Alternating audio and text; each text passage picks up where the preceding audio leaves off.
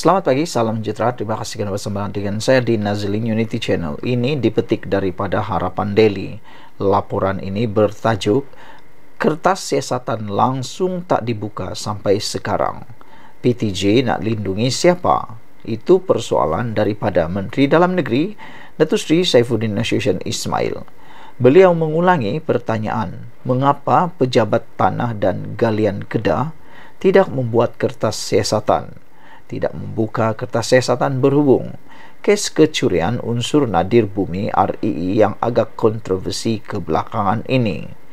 Beliau mengakui terkilan apabila 360 kampit REE yang dirampas pada 31 Januari lalu tidak disusuli dengan siasatan. Beliau sempat bertanya, pejabat itu mahu lindungi siapa sebenarnya? Kerana pengarah Jabatan Hutan telah menulis kepada pengarah PTJ mengenai rampasan dibuat. Kalau insiden pertama melibatkan kecurian 185 kampit yang dicuri, PTJ cepat bagi kompaun dan lelong mineral tersebut. Tiba-tiba 360 guni dicuri. Selepas itu mereka tak buka kertas siasatan. Jadi, siapa yang mereka hendak lindungi, kata beliau. Kertas siasatan langsung tak dibuka sampai sekarang. Sedangkan barang kes mereput di dalam stor Jabatan Hutan. Kes ini tak menggamit minat PTJ dan nampak macam ada sesuatu yang tak kena. Apakah membuka kertas siasatan bermaksud mereka kena siasat sampai kepada Menteri Besar? Sebab itu saya tanya mereka, nak sembunyi siapa atau nak selindungi siapa sampai tak mula menyiasat langsung, katanya pada sidang media di Pejabat PKR Kedah hari ini. Beliau turut mempersoal bagaimana kes kecurian REE boleh berlaku di Bukit Enggang, Sik Kedah, sedangkan kawasan terbabit dikawal ketat Perbadanan Menteri Besar MBI Kedah. Ini katanya untuk sampai ke tapak Lombong terdapat 4 pagar keselamatan yang perlu dilalui dengan pihak yang mencuri REE tidak boleh melaluinya tanpa kebenaran. 3 hari lalu saya sendiri ditemani Ketua Polis Kedah, Datuk Faisal Saleh, naik ke lokasi kecurian tersebut. Untuk sampai ke situ perlu melepasi 4 pagar keselamatan yang semuanya berpengawal. Tanah itu adalah milik MBI dan logiknya, siapa yang letak kawalan di situ kalau bukan MBI? MBI kemudiannya memberikan hak kepada syarikat terbabit.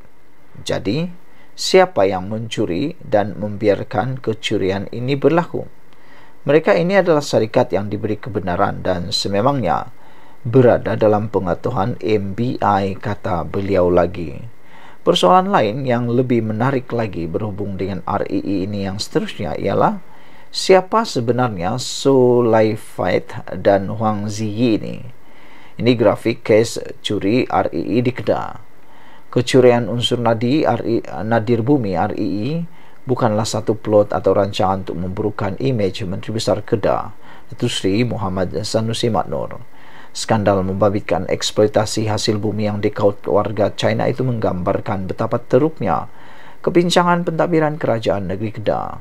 Ada bukti yang kuat dan tulen, bukannya tuduh kosong-kosong semata-mata. Apa yang tiada setakat ini ialah jelasan sebenar Sanusi selaku pengerusi Perbadanan Menteri Besar MBI Kedah, termasuk isu 2 pekerja dari China, So Lai Fat dan Huang Ziyi. Namun Sanusi seolah-olah menepis dan mendakwa kononnya wujud plot memburukan imejnya, sedangkan majikan So Lai Fat dan Huang Ziyi yang masing-masing pemegang pas profesional adalah MBI. Kecurian serta rasuah dalam isu perlombongan REE itu melibatkan zana alam semula jati di hutan simpan Bukit Enggang Sik, eksplorasi atau curi REE. Hanya yang tahu sepatutnya dan semestinya adalah Sanusi. Saudara-saudara sekalian, apa pendapat anda tentang isu pada kali ini? Yang paling menarik perhatian sekali ialah apabila Saifuddin Nasution Ismail bertanya, siapa ataupun PTG nak lindungi siapa. PTG merujuk kepada Pejabat Tanah Galian Kedah. Sekian dulu, tinggalkan komen Anda, tekan butang subscribe. Kita jumpa lagi, bye-bye. Selamat pagi, salam sejahtera. Terima kasih kerana bersama dengan saya di Nazilin Unity Channel. Kempen PRN di 6 buah negeri kini hangat dan sedang panas. Masing-masing mempertahankan diri, masing-masing mencari isu, masing-masing mencari modal. Dalam perbincangan Syahril bersama dengan Khairi Jamaluddin dalam satu podcast, mereka berkata, adakah Azmin Ali ialah pemimpin paling dibenci oleh penyokong PH? Dan mereka kata mungkin sebab beliau adalah pengkhianat. Hari ini Azmin tampil mempertahankan diri beliau. Azmin membuat pengakuan yang tak pernah saya fikir dia akan berani cakap. Yang saya fikir Azmin Ali tak mungkin akan cakap kerana ia seakan-akan membunuh diri sendiri, menjerat leher sendiri. Namun biasalah, oleh kerana nak menang, apa saja boleh dikata. Hari ini Azmin menyatakan melalui pengakuan beliau mengakui bahawa saya bukan pengkhianat. Azmin ulangi, saya bukan pengkhianat. Dia bukan pengkhianat, kata Azmin Ali. Sebelum saya teruskan ulasan dari Malaysia Kini ini, jangan lupa tinggalkan komen Anda dan apa pendapat Anda tentang isu dan komen ulangan daripada Azmin Ali ini. Apabila Azmin mengiktiraf, mengakui, mengatakan bahawa beliau bukan pengkhianat, apa pendapat kamu semua? Calon Perikatan Nasional Hulu Kelang Muhammad Azmin Ali berkata dirinya bukan seorang pengkhianat. Sebaliknya, kata Azmin, pengkhianat sebenar ialah orang yang berjanji untuk menurunkan harga petrol tetapi tidak melakukannya. Dulu dia sebahagian daripada Kerajaan Pakatan Harapan sama-sama membuat manifesto ini. Ada netizen kata tak malu ke cakap benda yang dia adalah sebahagian daripada orang yang membuat manifesto tersebut, kata mereka. Tak malu ke dia yang sama-sama bersama membentuk kerajaan, membentuk keputusan itu, tapi cakap pula di depan orang. Yang itu salah orang, kata mereka. Walaupun Azmin tidak menyebut nama, difahamkan Azmin merujuk kepada Perdana Menteri Anwar Ibrahim. Yang mana saya hianat, yang mana saya lari. Yang lari itu yang lari dari Permatang Pau pergi bertanding di Port Dickson, kata beliau lagi. Jadi itu kata Azmin. Apa pendapat Anda sekalian? Adakah itu adalah modal politik yang boleh memenangkan Azmin Ali? Pada pendapat saya, itu adalah seperti satu modal murahan. Perlu cari isu yang lebih sesuai, yang lebih membawa manfaat kepada orang lain, bukan untuk memburuk-burukkan lawan. Azmin kata, saya bukan pengkhianat. Bila saya tak sokong dia kata saya pengkhianat. Bukan pasal tak sokong, tapi dia meninggalkan parti lamanya iaitu PKR secara diam-diam dan menyertai pula parti Bersatu akhirnya dan menyebabkan Kerajaan Pakatan Harapan tumbang. Itu yang dimaksudkan oleh para netizen dan juga para pengkritik sebagai pengkhianat. Yang pengkhianat tu, kata Azmin, yang janji nak turun harga minyak tapi tak buat, yang nak lawan kleptokrat tapi akhirnya jadi nombor 2, katanya ketika berceramah di Kampung Kemesa. Ini bukan kali pertama Azmin tampil mempertahankan dirinya yang dilabel pengkhianat itu. Pada masa lalu, Azmin pernah mengungkit langkah Kajang yang didakwa bertujuan mencatur Anwar sebagai Menteri Besar Selangor pada tahun 2014 dan langkah Port Dickson untuk mencapai cita-cita Presiden PKR itu menjadi Perdana Menteri. Azmin sering digelar pengkhianat oleh penyokong PH kerana peranannya dalam langkah Sheraton menyebabkan kerajaan PH tumbang pada tahun 2020. Ketika itu, keputusan Bersatu dan 10 ahli Parlimen PKR yang diketuai Azmin berpaling tada daripada PH pada Februari 2020 meruntuhkan pentadbiran PH dan membuka jalan untuk Muhyiddin menjadi Perdana Menteri. Sekian dulu untuk kali ini. Jangan lupa tinggalkan komen Anda untuk isu kali ini. Kita jumpa lagi. Bye-bye. Selamat pagi, salam sejahtera. Tun Mahathir akan jadi Perdana Menteri sekali lagi. Dijangkakan Tun Mahathir boleh menjadi Perdana Menteri sekali lagi. Apa cerita nih? Apa pendapat kamu semua? Adakah Anda setuju kalau Tun Mahathir boleh jadi Perdana Menteri sekali lagi? Ada beberapa komen daripada netizen tentang isu kali ini. Mereka mengatakan bahawa Tun Mahathir dari segi pemikirannya masih sihat, tetapi fizikal dan tubuh badan mereka, Tun Mahathir sudah tidak mampu lagi untuk menjadi Perdana Menteri. Bayangkan, tugasan Perdana Menteri itu bukan duduk-duduk di rumah, bukan duduk-duduk di pejabat. Ianya perlu pergerakan ke sana sini hampir 24 jam sehari. Dia perlu pergi ke tempat ini ke tempat ini dalam masa yang sama, menjalankan tanggung jawab pula sebagai seorang Perdana Menteri. Tetapi menjadi persoalan sekarang, untuk menjadi Perdana Menteri, Mahathir Mohamad perlu menjadi ahli parlimen terlebih dahulu. Baru-baru ini dalam PRU15, Mahathir kalah teruk dalam PRU tersebut dan tidak layak menjadi ahli parlimen. Jangankan layak, mau dapat uang deposit pun tidak dapat. Tapi persoalan sekarang, bagaimana cara Mahathir mau jadi Perdana Menteri sekali lagi? Bolehkah? Jawapan dia boleh, dengan syarat Mahathir perlu menjadi ahli parlimen terlebih dahulu. Jadi kalau begitu, di mana dia perlu dapatkan kerusi tersebut? Ikuti terus ulasan ini kerana ada jawapannya. Tun Mahathir, calon Perdana Menteri sekali lagi, bakal bertanding di Kelantan selepas PRN.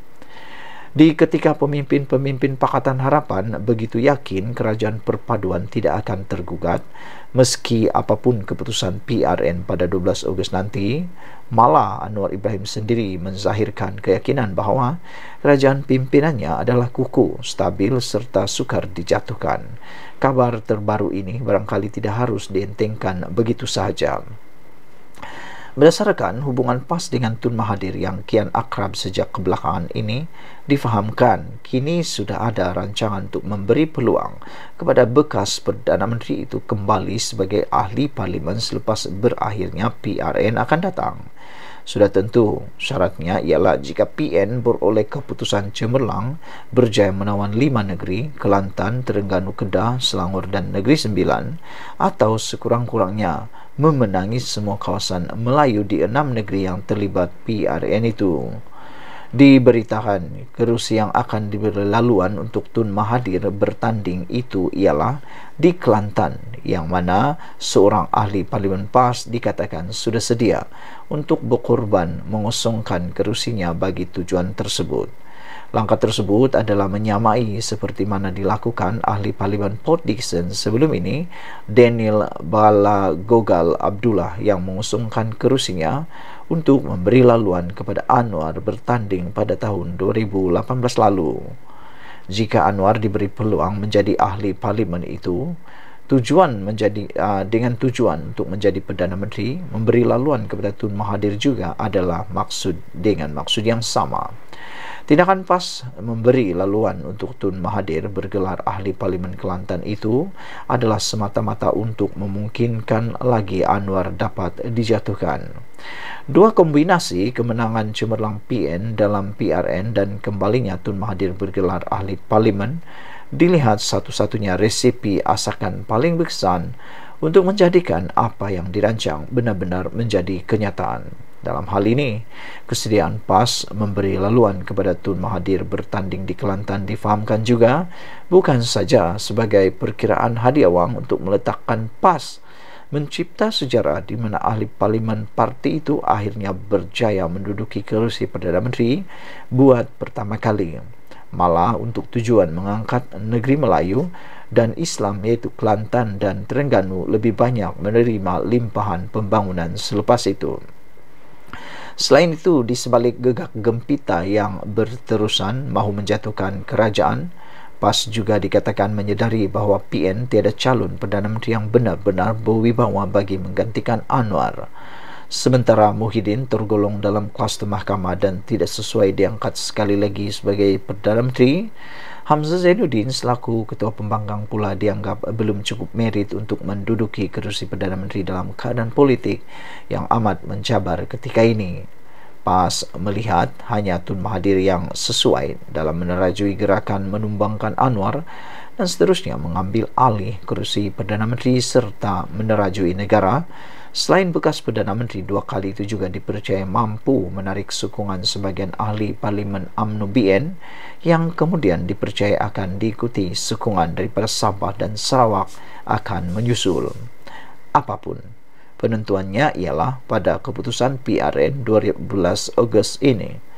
Di zahir mata, memang kerajaan Anwar ternampak kukuh, sukar diguat serta memiliki sokongan majoriti 2/3. Malah Ketua Menteri Sabah dan Sarawak juga dilihat kerap bersamanya.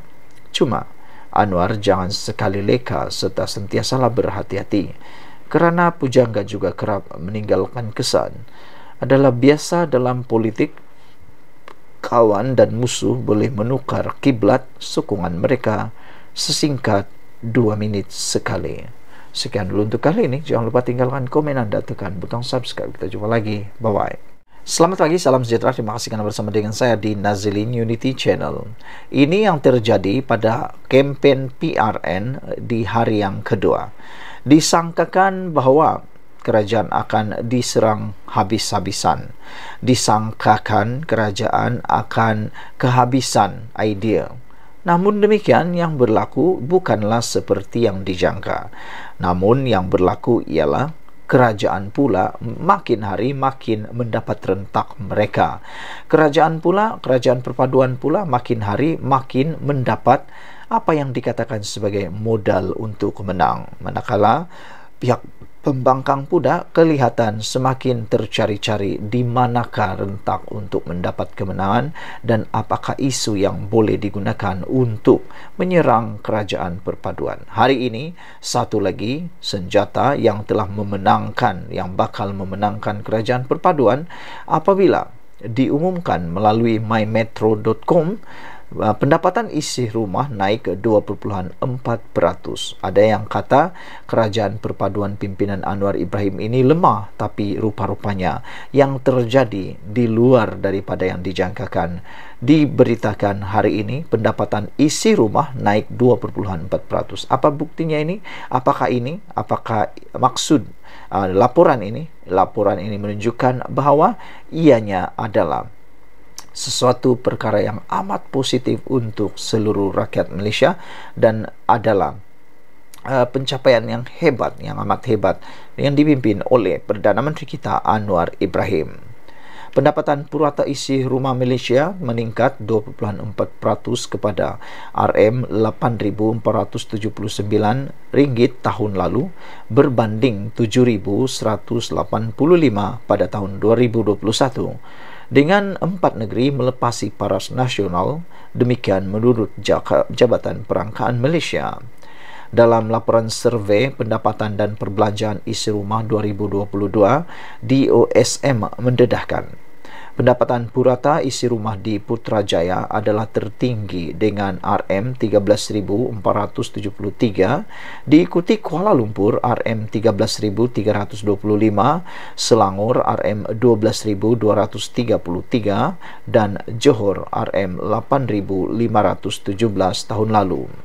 Namun, Selangor mencatatkan kadar pertumbuhan tahunan tertinggi bagi pendapatan purata, iaitu sebanyak 4,1% berbanding RM10,827, manakala Labuan merekodkan kemerosotan pendapatan isi rumah kasar bulanan purata dengan pengurangan 0.3%, iaitu RM8,319 pada tahun 2019 kepada 8,250 pada tahun ini.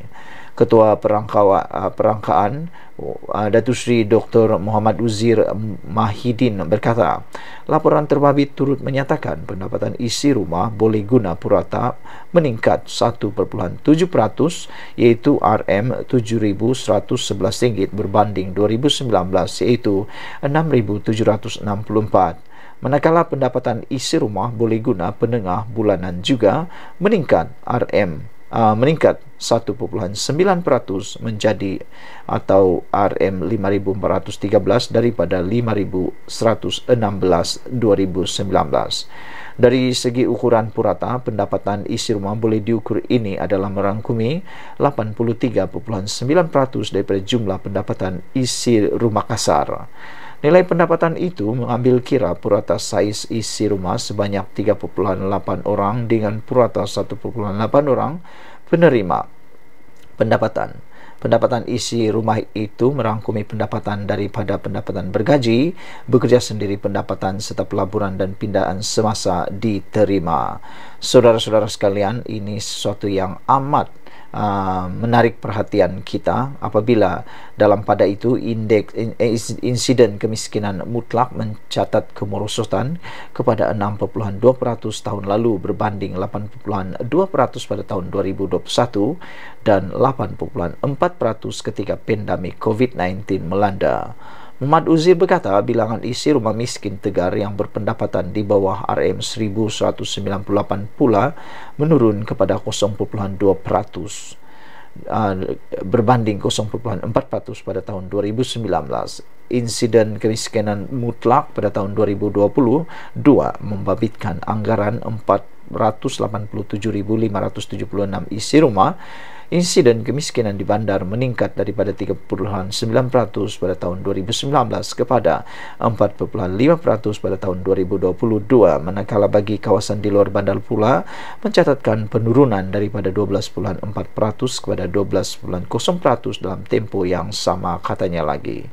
Sekian dulu untuk kali ini. Jangan lupa tinggalkan komen Anda, tekan butang subscribe. Kita jumpa lagi. Bye-bye.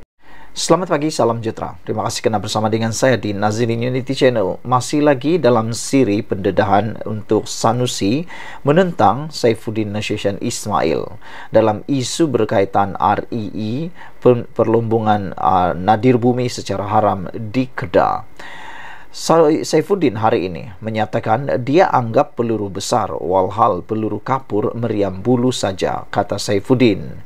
Alusta Menteri Dalam Negeri Datuk Seri Saifuddin Nasution Ismail menjelaskan lawatannya ke Langkawi Jumaat lalu adalah atas urusan rasmi bagi mendengar taklimat daripada agensi keselamatan. Katanya, sebagai anggota pentadbiran kerajaan yang menjaga portfolio keselamatan, beliau perlu diiringi sejumlah pegawai keselamatan dan perlu menginap di hotel bersamanya.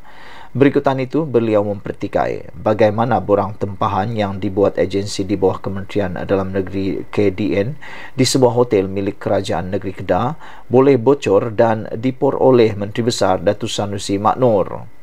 Kunjungan rasmi saya ke Langkawi bersama Ketua Polis Negeri untuk diberikan taklimat oleh Ketua Polis Daerah mengenai persiapan Ibu Pejabat Daerah IPD Langkawi menguruskan hari penamaan calon.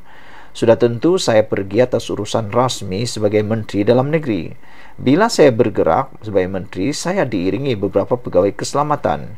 Kalau saya memilih menginap di sana, sudah tentu mereka pegawai keselamatan disediakan bilik. Kebetulan hotel yang saya pergi milik Kerajaan Negeri Kedah. Jadi borang tempahan bilik saya bocor. Kita maklum pada hotel apabila saya dan Ketua Polis Negeri menginap di situ, ia bukan berkaitan Saifuddin sahaja, kerana saya adalah anggota pentadbiran yang memegang portfolio keselamatan, katanya pada sidang media di Pejabat PKR Kedah hari ini. Saifuddin berkata, tidak timbul isu beliau menyalahguna agensi kerajaan untuk berkempen pada pilihan rakyat negeri seperti yang didakwa Muhammad Sanusi semalam. Katanya, beliau turut kesal dengan tindakan memuat naik dokumen tempahan yang dibuat Kementerian Dalam Negeri di laman sosial Muhammad Sanusi sehingga menimbulkan pelbagai reaksi. Kalau hotel dengan mudah membocorkan borang tempahan, tak bagus untuk perniagaan hotel itu. Masa depan nanti jika ada orang menteri besar tak setuju atau tak suka, pihak hotel akan terus bagi dokumen begitu saja. Itu menunjukkan betapa lemahnya isu tata kelola. Bukan saja Menteri Besar, tapi termasuk anak syarikat kerajaan negeri yang ada hotel tak faham etika, kata beliau lagi. Kerana itu, Menteri Besar terus letak dokumen di Facebook dia dan anggap Ini peluru besar, walhal peluru kapur, meriam bulu, kata beliau. Tindakan meletakkan dokumen itu mungkin dirasakan oleh admin Facebook Sanusi, dirasakan mungkin boleh menyerang Saifuddin Nasution, tetapi sebaliknya Saifuddin Nasution berjaya menggunakan isu itu untuk menembak semula hotel, pengurusan hotel dan juga Sanusi. Apa yang digunakan oleh Sanusi akhirnya menjadi peluru kembali semula kepada beliau. Pertama, bagaimana hotel itu boleh membocorkan maklumat, dan ini pasti akan menimbulkan kerugian kepada hotel itu sendiri. Tak terfikirkah oleh Sanusi bahawa hotel tersebut kini dalam masalah yang besar kerana tindakan membocorkan maklumat pelanggan adalah menyalahi undang-undang, dan ia pasti boleh menyebabkan kalau nak disaman, boleh disaman. Jadi adakah Sanusi terfikir itu? Yang seterusnya ialah itu menunjukkan juga kelemahan tata kelola Sanusi, kata Saifuddin lagi. Menurut Saifuddin, bila tempahan dibuat agensi di bawah saya, dianggap menyalahgunakan, sedangkan selain taklimat polis, saya juga diberikan taklimat Jabatan Immigration supaya kunjungan saya menjadi lebih produktif, katanya. Semalam, Muhammad Sanusi mendedahkan dokumen tempahan 15 bilik di sebuah hotel dipercayai di Kuah dengan bayaran dibuat Jabatan Immigration Malaysia. Sekian dulu untuk kali ini. Jangan lupa tinggalkan komen anda, tekan butang subscribe. Kita jumpa lagi. Bye-bye.